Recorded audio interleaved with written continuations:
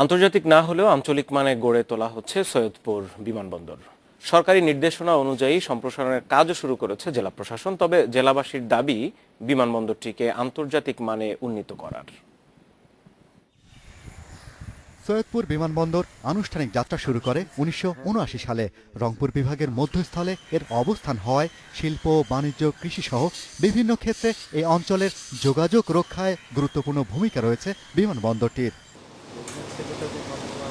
বিমানবন্দরের সুযোগ সুবিধা বাড়িয়ে একে রিজিওনাল বা আঞ্চলিক পর্যায়ে উন্নীত করার কাজ শুরু করেছে সরকার। ৬,০০০ ফুট দৈর্ঘ্যের রানওয়ে বাড়ানো হচ্ছে ৯,০০০ ফুট।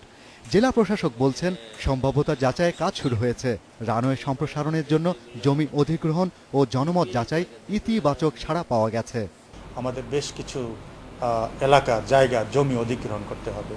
এটি একটি নিয়মতান্ত্রিক প্রক্রিয়া, আইনি প্রক্রিয়া।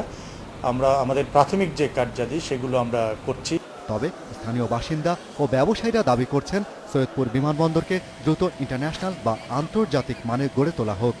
ইন্টারন্যাশনাল এয়ারপোর্ট হিসেবে রূপ দেওয়া যায়, তাহলে আমাদের এই উত্তরবঙ্গের ব্যবসা বাণিজ্য অনেক প্রসার ঘটবে। আমাদের জেলাবাসীর প্রাণের দাবি যে এটাকে যেন আন্তর্জাতিক মানের এয়ারপোর্ট হিসাবে ঘোষণা করা হয়। অবশ্য স্থানীয় সাংসদ বলছেন, আন্তর্জাতিক নয়, আপাতত আঞ্চলিক মানের বিমানবন্দর হচ্ছে সৈয়দপুরে।